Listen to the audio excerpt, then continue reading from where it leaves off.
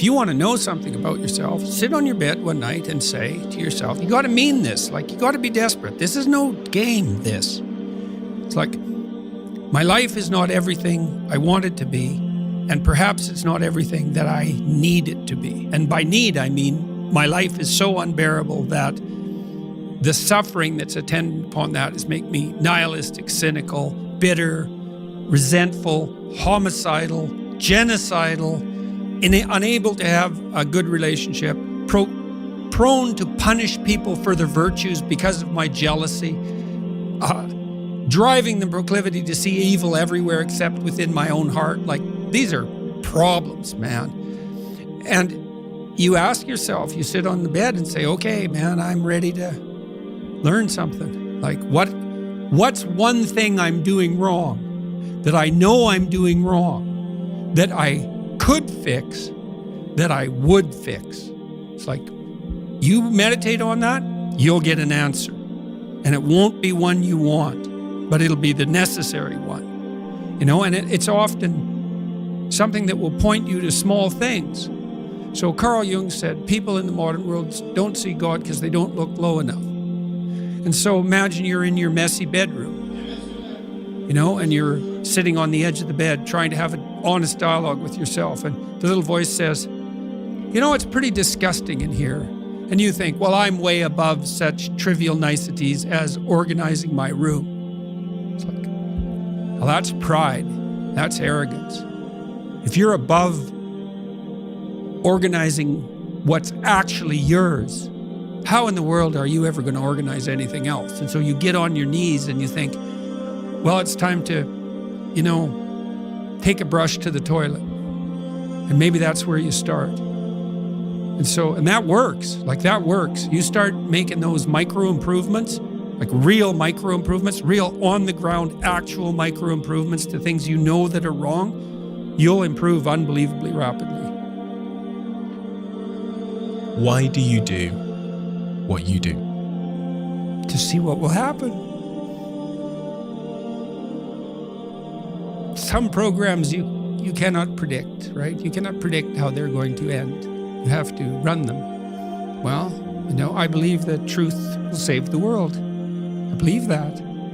So you speak truthfully and you watch what happens and you take your consequences, you know, and maybe you hope and have some faith that in the final analysis, things will work out in your favor. But perhaps they will and perhaps they won't. But that's faith, eh?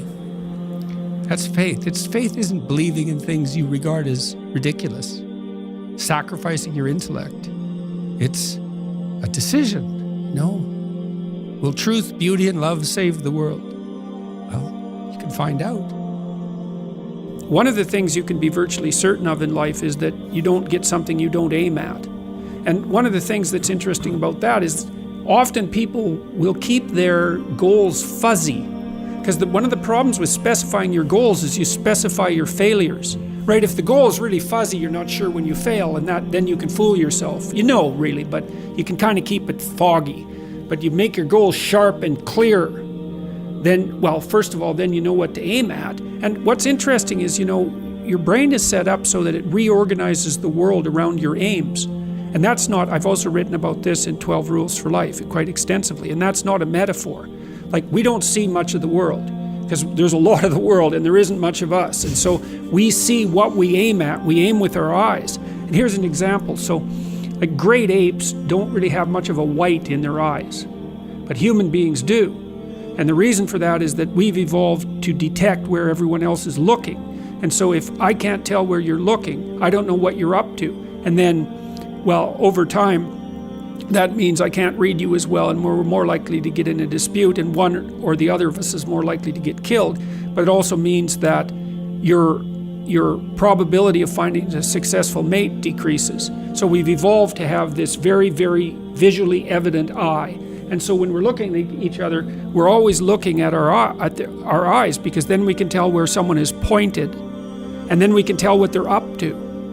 And so we're hunting creatures, like we're aiming at a moving target and trying to track it all the time. And so you have to specify your aim, and the Future Authoring Program helps people specify their aim. And it's more than one aim. It's like you have a highest aim, which you might say is to be a good person. And then I would say, well, there's a more elaborated aim than that. It's like you want to be able to constrain malevolence and work to decrease suffering. It's something like that. That's the highest aim. And then you have to decompose that into the things you do each day so that there's a definite connection between all the micro actions and the macro aim. And then that gives dignity to what you're doing.